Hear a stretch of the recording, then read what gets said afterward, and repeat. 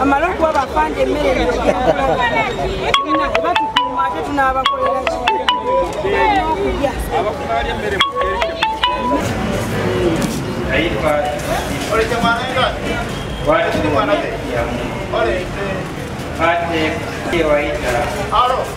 Loke Kizani kwa wanapita hicho. Bali sasa ni taifa la Mungu. Tuliokuwa amkupa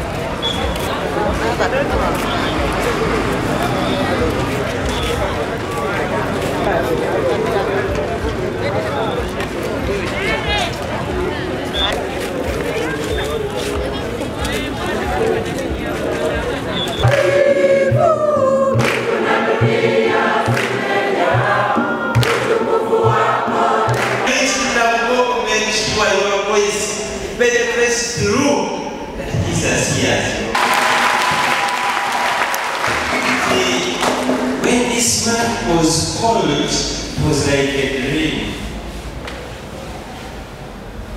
Wakamuita kipofu, wakamwambia jipe moyo. Stand up, he is calling you, asking you what are out of faith, he will grant it to us.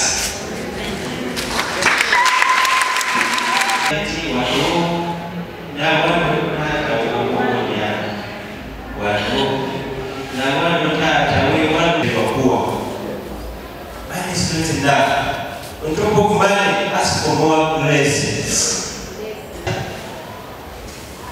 So it is our focus on faith, increase our faith, Lord.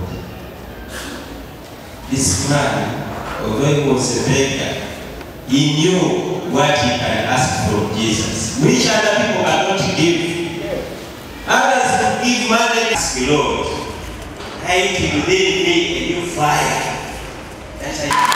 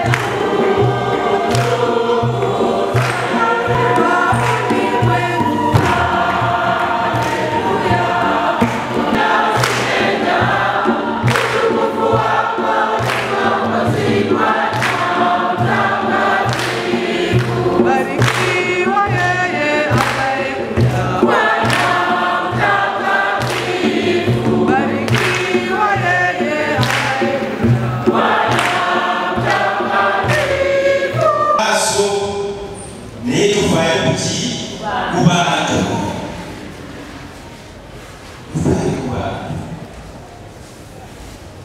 we have had here when this man was calling, and when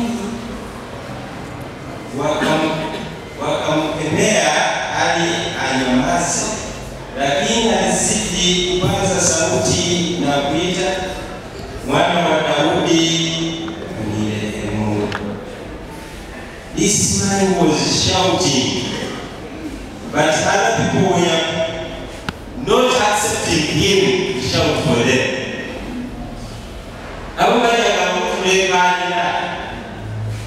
I think you are passed on the street. Some people don't understand why you are even moving. Others we are giving a message which is discouraging you. But in Jesus' name, don't listen to other voices. Let other people talk, but keep moving. When you go to Namugongo, always remember why you are going there. Juki na wacho gezewa ni Namugongo. Alamu bakina kunyanguluwe. Asifi ni Kenya there is no Nguluwe. Nguluwe is where? Is everywhere.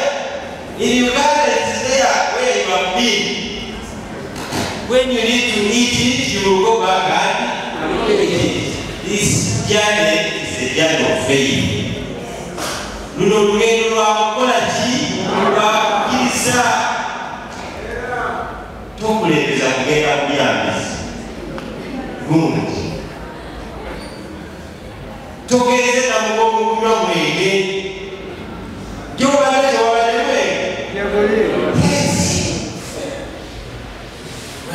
is there, which is the best thing in Nairobi.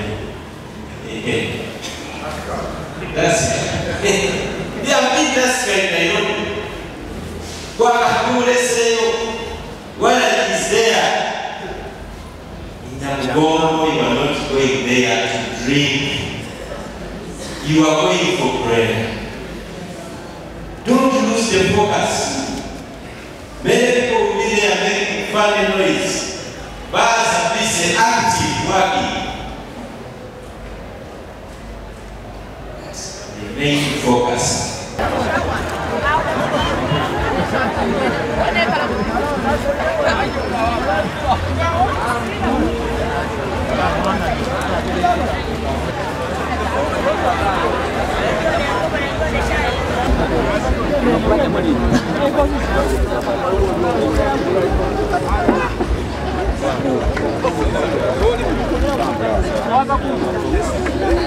Yes.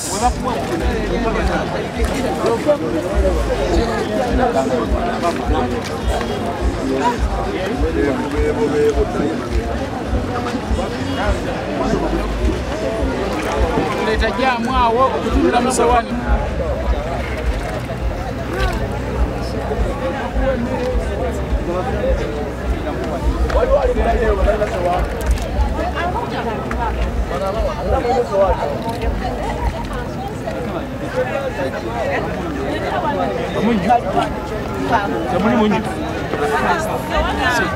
Supo ya ito mwenye.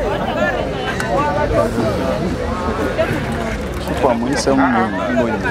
Bato. Sasa tuano kumuloko echecha. Sebo.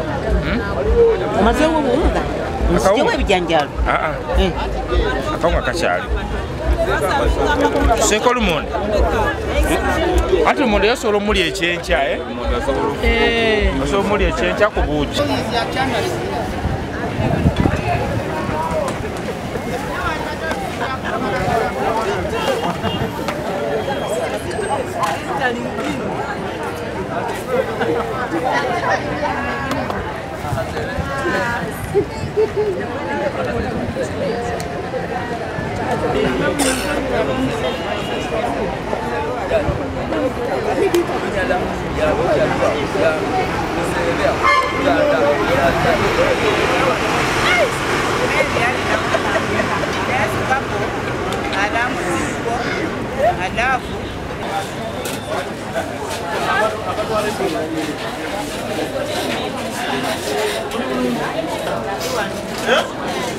Kwogera ko n'omusawo gyasigalako alina red eyes ogenda tutawa ali agala masaji ne ku mugongo wonna tulina ali ka screen akebera mu bantu nga baliki kati ali wano yeyeetaaga dokita yakuba nkuwuliriza nga nkuwa obujjanjabi anyiga wano nawali kitegerekesi ayagala just eddagala lya kifuba nga banika mukono ye nga muwa ayagala lya bulumi nga mubanika awo tebeetaaga kunyinga.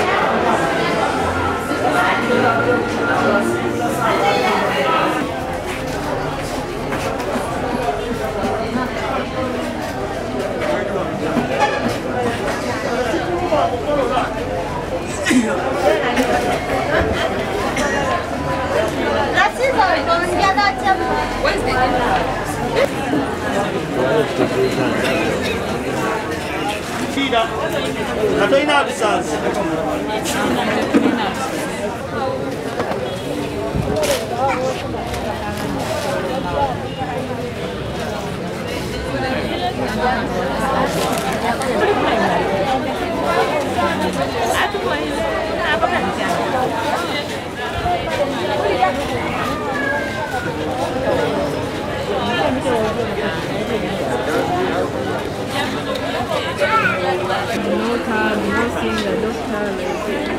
Bisa coba bakuvuta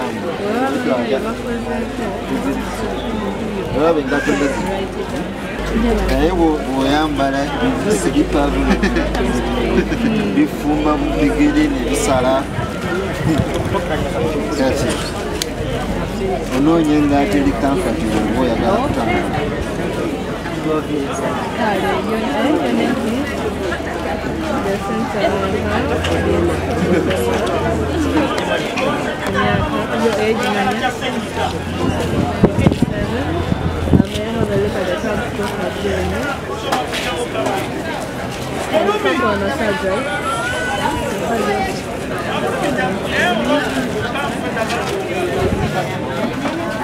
Yakutambuliza okutusayo oli. Sawa ganze sigenda pikipiki. Otyo.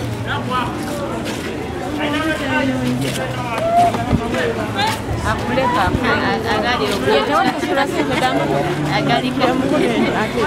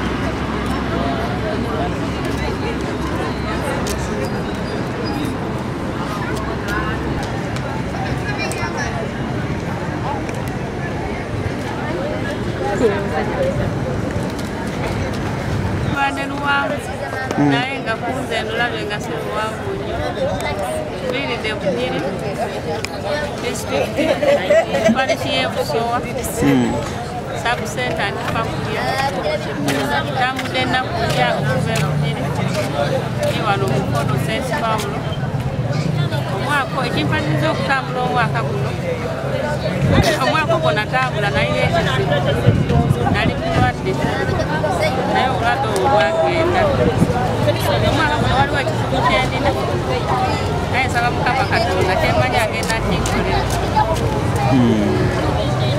Okay. Amanya? Lani nakantu. Kaliro. Oddawa. Namugongo. Kiki ky'osuubira muli ky'owulya ky'oyagala Namugongo eyo? Taka mirembe, taka bulamu.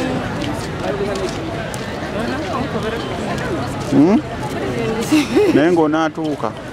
Namugongo oba natuukira ano natuuka.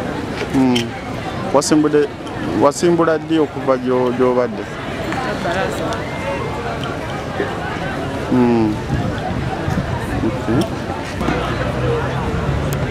Nasibukayo n'abantu 92 tutambula tubadde nga tuwumulira mu bifo ebirala nga Tirinyi, Namutumba, Iganga, tujja Embiiko awo lwaki twabadde awo Namagunga tuuse wano lwaleero ate tubadde nga twagala okugenda netutuuke Namugongo tugambe tutumbule wano nasula wano nasula wano enkya tukyere tugende. Kiki gwe ky'oluubirira okugenda ekikutwala Namugongo eyo? Kintwala Namugongo njagala kukuza nnyo okukkiriza kwange nange mbeere muvumu nga bali abajulizi bwe bali okukkiriza kwange kubeere nga bunywevu. Wakalamaga emirundi emeka? Nebigere nakalamaga emirundi 3 naye mabegere nalaba nga navuga gaali. Ng'ovuga gaali okuvaawa? Eyo gyentugambe bute.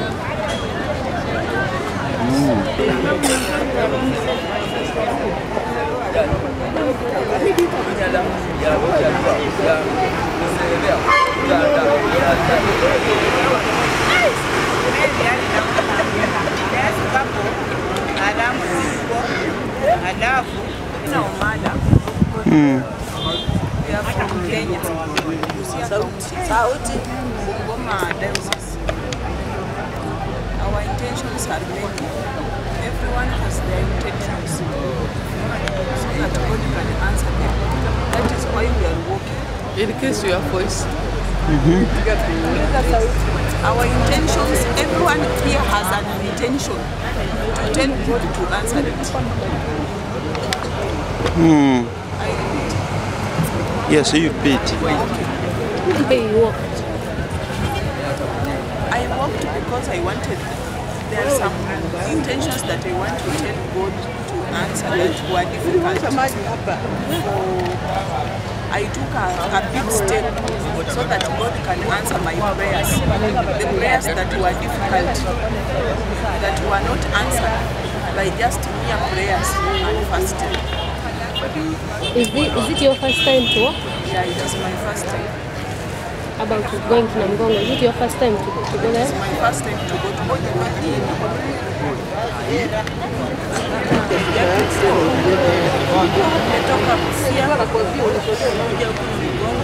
hii ndio mara yangu ya kwanza, niko na mambo, niko na intentions zangu zile nimeomba, lakini nilikuwa nataka nitembee. Kwa hiyo kutembea yangu nikiomba zinaweza kutatuliwa. Kuna mtoto akona kesi kotini, hiyo sana ndio imeleta kuomba. Vijana wangu wote hawana kazi, na Mungu aweze kufungua njia wapate kazi. Wanatoka wapi? Busia. Busia, Kenya. Busia, Kenya. Tamulena ku. Atufana bae. Maxia ya Melkolo. Ekelezia ya. Aliki ekikuwaliriza okugenda Namugongo? Mbuuliraako bisatu.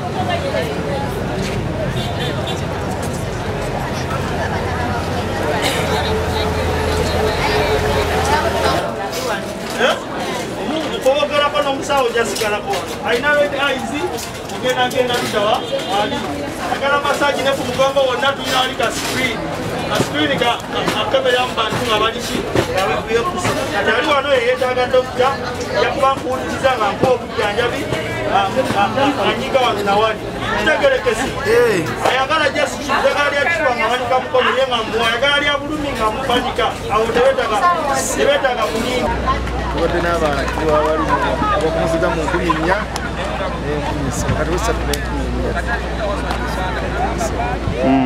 tutandika n'ekyenkya tubawa obuugi banywa caayi ne banywa caayi tubawa ebyokulya nga emigaati akawunga byonna ebyokulya bibabeerawo then bwe tumala abo ne bagenda bana nabo ne bajja tuba nekyemisana tutya okuwa abantu olwali twakufuna abantu abagenda nga bibinja bivaawa nawo wakusinga ebibinja biva saidi ya eastern okutandika ne Jinja Busia tulina n'abavudde e Kenya abavudde Kisii Kisumu Kakamega ne Bungoma.